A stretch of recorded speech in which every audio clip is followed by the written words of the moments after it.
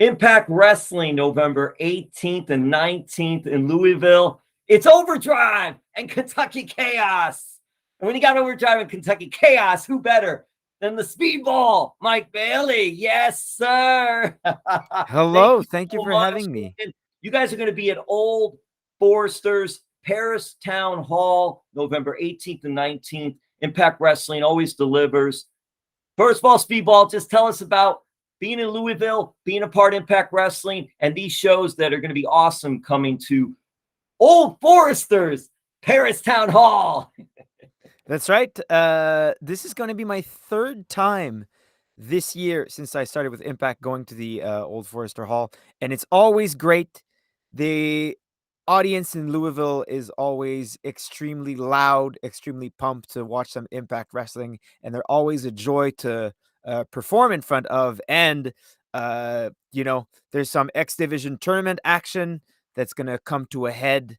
Uh, at Overdrive, I think. So that's there's a lot to look forward to. November 18th and 19th, of course, impactwrestling.com, ticketmaster.com. Awesome stuff. You could always catch Impact Wrestling on Access TV, 8 p.m. Thursday nights. Just what has this ride been like for you? You mentioned X Division. You're a former X Division champion. What was it like to win that title? What has it been like to just compete against some of the X Division talent? So I could say the easy answer would be to say there's been lots of ups and downs, but it's all been ups. It's been extremely difficult, but that's what I was looking forward to.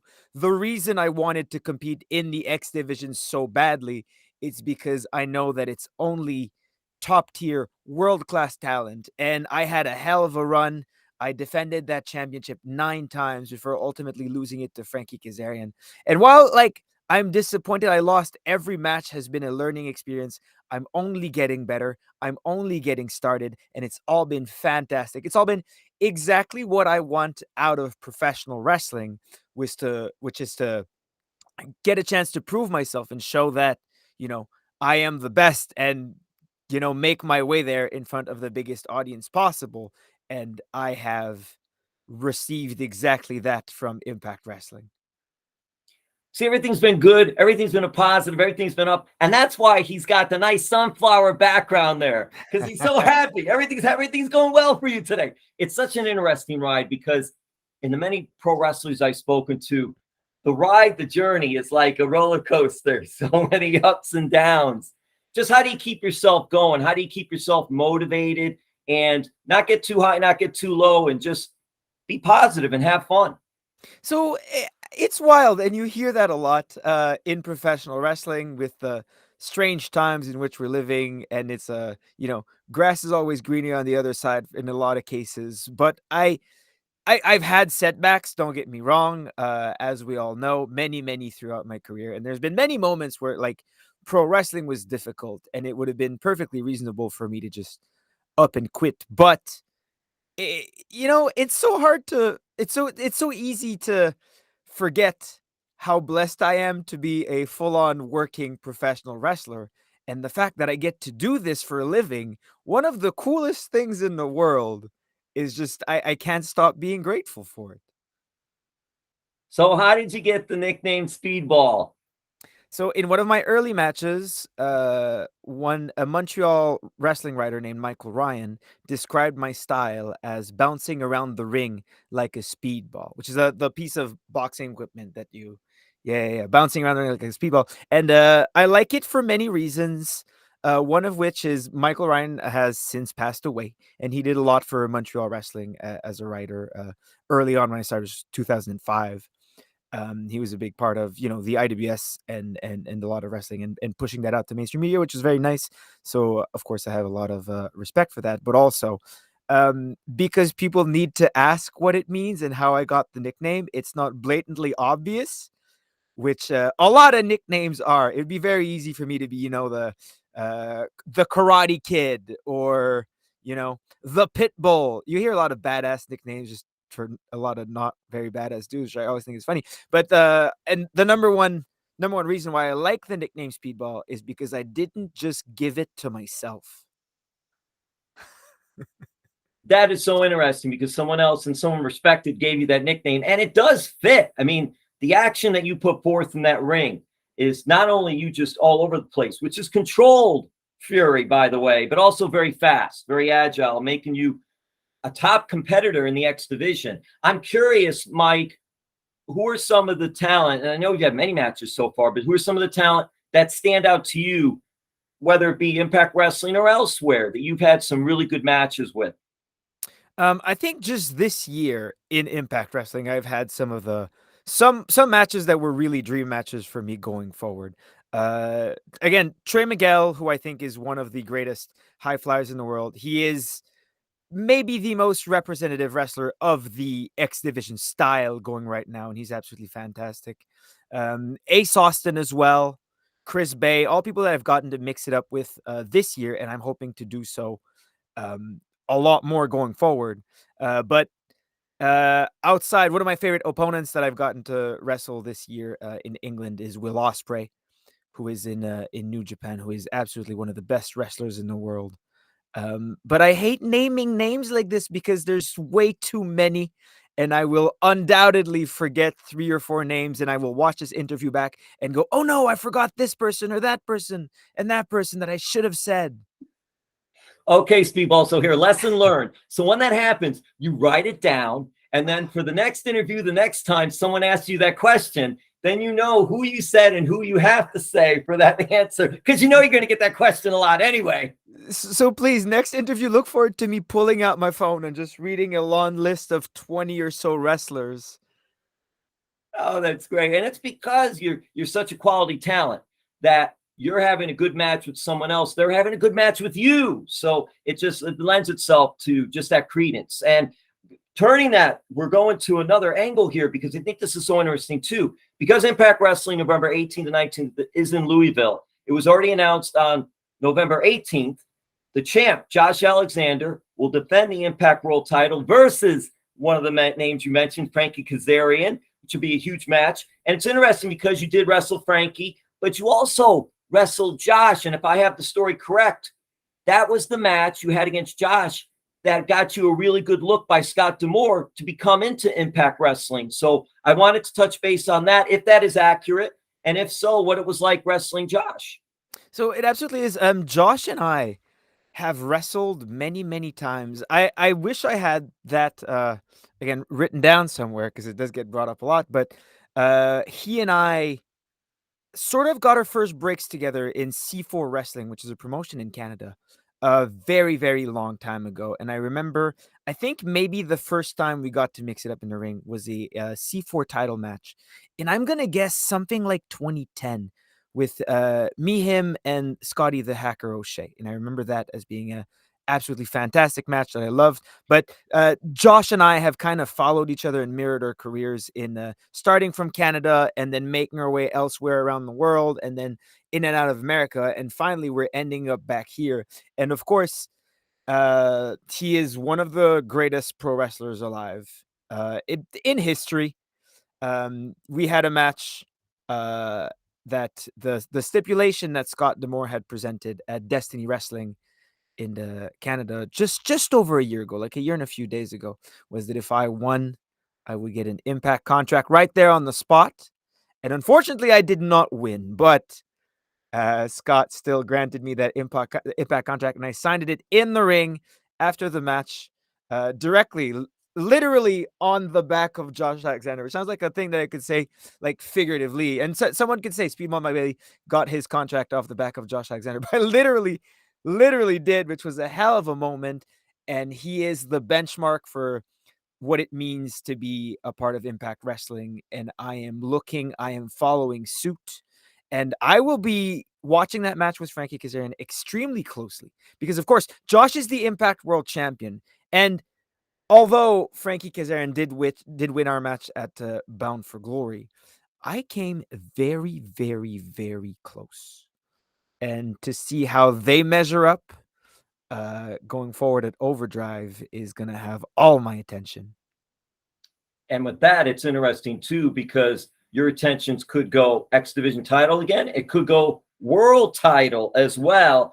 And geez, Speedball, it's so interesting you mentioned that story because that had to be a highlight moment for you, especially in the ring with Josh, too, while you're signing that contract on his back. And I'm curious then, in the mindset of you two and the matches you've had, do you put that as one of your better matches you've had with him? Because then you've worked with him several times in Canada. I have. I mean, of course, he is, again, he is one of the best pro wrestlers in the world, and every time I go up against him, it feels like a new test. It's setting a new benchmark. But not only for us as professional wrestlers, but for Canadian wrestling as well, which I think he and I do an excellent job representing. It should be noted I should mention it every every chance I get, the amount of talent in Canada right now that goes underrepresented, mostly because of the border and just a lack of visibility. But there is so much talent out there in Canada right now, and if me and Josh can be any indication of the level of professional wrestling that goes on I'm from Montreal, he's from Toronto, completely different parts, very far away. There's also, Vancouver is also completely full of talent right now and absolutely going off. But yeah, every time we wrestle each other, it is we always make something special. He is undoubtedly one of the best in the world. And I mean, there is an undiscovered talent pool for most American pro wrestling fans that is just, out there. Not quite on the same level, obviously, but close. I would even go far as to say that Canada, obviously hockey, ice hockey, number one sport, but then pro wrestling right up there. Number two, maybe 1A, 1B, but there's always been a history of wrestling. You can go back to the days of so many talented wrestlers from Canada and the promotions, even back to the Stu Hart days and Stu Hart Dungeon and all. The history is there, the talent is there, the promotions are there. Canada, for some reason, Ohio, the state of Ohio in the United States, I don't know why. I think it's the water, Mike. I think Speedball, it's the water in Ohio. There's a lot of wrestlers that have been bred in Ohio, but also and then in the country of Canada, you've got a lot too. And I'm curious because you mentioned Montreal and Toronto. So I'm wondering, is there a Canadians Maple Leafs rivalry between you and Josh? So no, I am not a sports guy at all. Rather not a hockey guy, not a baseball guy. And here's part of the reason why is that I remember one year, and I want to say it must have been like 2000 9, 10, 11 maybe, but George St. Pierre was the UFC welterweight champion, and he was on a hell of a run. Greatest championship run of all time, arguably. GSP. That's right. The Montreal Alouettes won the Grey Cup that year, which is the Canadian Super Bowl. The Montreal Impact, which is the soccer team, had won their division that year at the same time. I think Jean Pascal was heavyweight champion of boxing as well. But on the front page of every single newspaper, the Montreal Canadiens are losing again. Oh, there you go. Well, that just shows what the big sport is, even though you had all these champions. They haven't won since 93. We have plenty of world champions. Come on now. Give them some coverage. All I'll say is Guy Lafleur, and that ages me. That's way back. I don't know if you'll remember that because that's probably before you were born. I do. No, of course I do. I'm aware of all of it. I'm aware of course. Oh, it's so good. So that wraps up my hockey questions because I was even going to ask you if you played any hockey when you were little then. I did not. No, I could ice skate until I was a teenager as well. Oh, man. All right. So a few more things. We'll wrap this up, but I want to also mention, obviously, Impact Wrestling November 18th and 19th in Louisville at the Old Foresters, Paristown Hall, big event. Also, Impact Wrestling will be returning to South Florida, near Fort Lauderdale and Pembroke Pines. That's going to be a huge event December 9th and 10th at the Charles F. Dodge City Center, place that I know well. When Impact was here, I got to see them there too. A great facility here in South Florida. And you're going to see a ton of talent at both places, Louisville and also in Pembroke Pines, Fort Lauderdale. You're going to see champions Josh Alexander, Jordan Grace, Bully Ray, Heath Slater, Rhino, Eddie Edwards, Brian Myers, Ace Austin, Saban and Shelley, Deanna Perrazzo, Steve Macklin, EY, Sammy Callahan, Jessica, and of course the Speedball Mike Bailey, and more. Mike, have you ever wrestled in South Florida? I have. We had a set of tapings there earlier in the year. However, I think I can't remember what it was. I think it was in the springtime. I am very excited, however, because this show is called The Winter Warfare. And even though I did not play hockey, I am a man of winter. Mon pays, ce n'est pas un pays, c'est l'hiver, which means my country is not a country, it is winter, which is a famous Quebec song. And I can't think of a more Quebecois thing to do than spending winter in Florida. It's going to be a lot of fun. And geez, yeah, you're going to have to try Mojo Donuts. I always promote Mojo Donuts. I have no Mojo stake Donuts, in Mojo making Donuts. a note of it. If you like donuts, though, Mojo Donuts. I think Dr. Ross Foreman brought the donuts the last time too. So Dr. Ross, get on his good side. I'm telling you, he'll have the good specialty donuts. They're great. It's not Tim Hortons, but they're good. Nothing is Tim Hortons, to be fair. That's so true. And the coffee is nothing like Tim Hortons. We used to have in Pompano, which actually isn't far from Fort Lauderdale in the Pembroke Pines area, but South Florida, Pompano, because we had so many snowbirds down here coming to South Florida from Canada, they actually opened a Tim Hortons down here. So for many years, it's not there anymore. Changed the Dandy Donuts, but for many years, we did have a Tim Hortons down here and all. It used to be great time and stuff to go. But anyway, I digress. We're going to wrap this up with the Speedball. And geez, there's so many things that we can talk about. And I'm just going through my list here. We covered Josh Alexander, the thing with Scott D'Amore, about hockey. You're wrestling down here before, so you've been in South Florida the first time they came around, so that was cool. Here's something. I think one of the most talented commentators out there, and I know she wrestles too, Veda Scott. And I'm just curious, your thoughts of her as a commentator. So there's many qualities that have been pointed out in Veda's commentary, which I think that they are absolutely one of the best out there. Veda has wrestled all over the world, like 3 tours in Japan, all over Europe, England, Canada, you name it. And the level of knowledge that they bring to professional wrestling and describing the matches is out of this world, but also the amount of care, that effort that goes into describing the action for Veda is really, I don't want to say it's unusual, because every commentator puts their own spin on it, and any commentators at a high level give a lot of effort towards it. But the way Veda does it is just something special that I can't describe. There is nothing that impresses me more than listening to them call matches, and it is absolutely fantastic. And I'm always proud of her. There's nothing I enjoy more than having Veda call one of my matches, because I know that will only make the match just that much better. Yeah, she's just so talented. I messaged on social media and all. It was just, she's so natural at it. It's just a really, you can't, it's hard to teach something like that.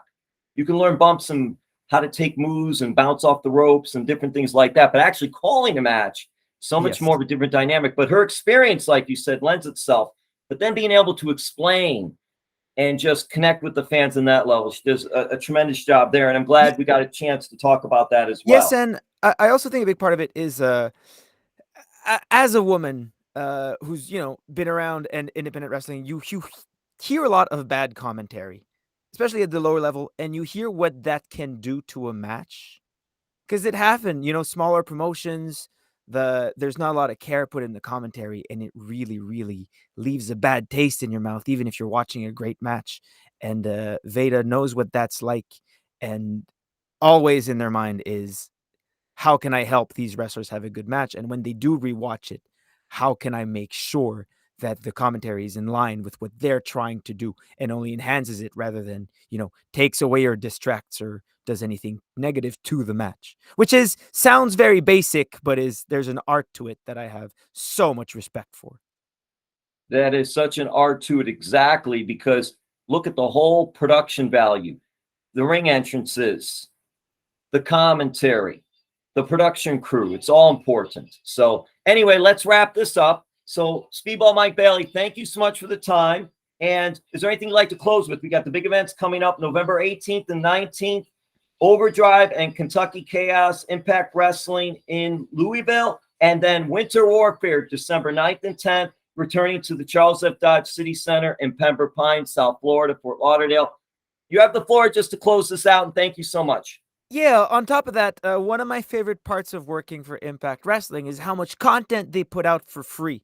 So if you're not that familiar with Impact Wrestling, you don't want to get that invested just yet, just go on their YouTube channel, and they've put so many Speedball matches out there for free for anyone to watch, including my match with Trey, Miguel, Mascara Dorada, Rocky Romero. Just go. They're all on there. Watch them. And if you do enjoy them, well, then there's the Impact Plus app. There's Impact Ultimate Insiders. Or if you're in Louisville or Florida, come one of the shows in November, December. Thank you, Speedball. Thank you so much.